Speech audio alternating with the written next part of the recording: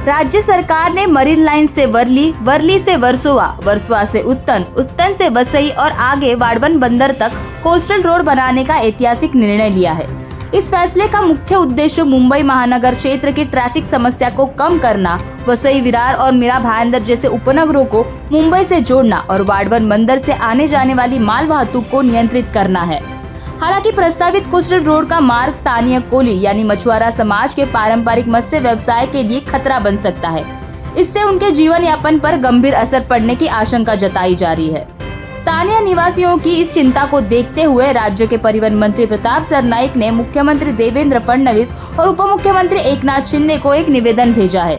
इस निवेदन में सरनाईक ने मांग की है कि वर्सोवा से उत्तन और उत्तन से वसई तक का कोस्टल रोड समुद्री मार्ग के बजाय वर्सोवा से दहिसर के रास्ते स्थलांतरित किया जाए। इस पूरे विषय को लेकर मंत्री सरनाईक और स्थानीय मछुआरों का क्या कुछ कहना है, आइए सुनते हैं।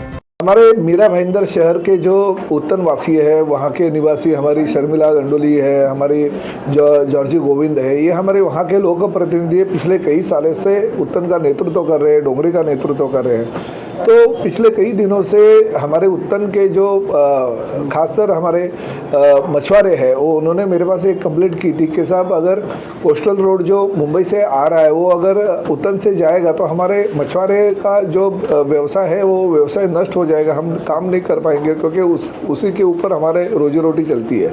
वो कोस्टल रोड को उनका विरोध है। इसलिए मैंने आज राज्य के मुख्यमंत्री श्री देवेंद्र जी फडणवीस और उप मुख्यमंत्री आदरणीय एकनाथ शिंदे जी को एक लेटर दिया कि जो कोस्टल रोड मरीन ड्राइव से लेके बैंड्रा आ रहा है और बैंड्रा से अभी वर्सोवा तक वो जा रहा है, तो वर्सोवा से वो उत्तन तक नहीं लेके जाते हुए वो दहिसर तक ले जाएगा। और दहिसर से जो हमने 60 मीटर का रोड सैंक्शन कर दिया है, दहिसर टू सुभाष चंद्र बोस मैदान, वो रास्ते में वो जॉइंट होके बाद में सुभाष चंद्र बोस मैदान से लेके वसई विरार तक जाएगा, ताकि हमारे उत्तन वासियों को जो तकलीफ होने वाली थी ये कोस्टल रोड की वजह से वो नहीं होगी। पर्यावरण का राज भी नहीं होगा, राज्य शासन का बहुत बड़े पैमाने पे पैसा भी बचेगा।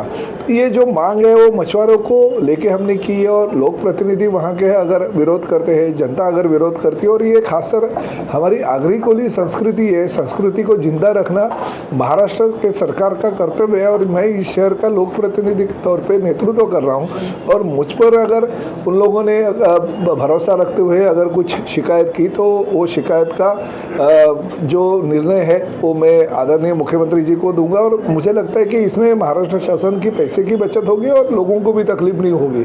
तो ये निर्णय लेना कुछ गलत नहीं होगा। इसी तरह से अगर निर्णय लेंगे तो भविष्य में ये डेवलपमेंट और बढ़ेगी, क्योंकि आखिर कोस्टल रोड की जरूरी है। अगर ये रास्ता नहीं रहेगा तो डेवलपमेंट भविष्य की रुक जाएगी। आज कोस्टल रोड की वजह से मीरा भाईंदर शहर मुंबई से बहुत ही नज़दीक हो जाएगा। साथ ही में वसई विरार शहर जो आज 1-1.5 घंटा वहाँ पे जाने को लगता है वो भी मुंबई से नज़दीक हो जाएगा।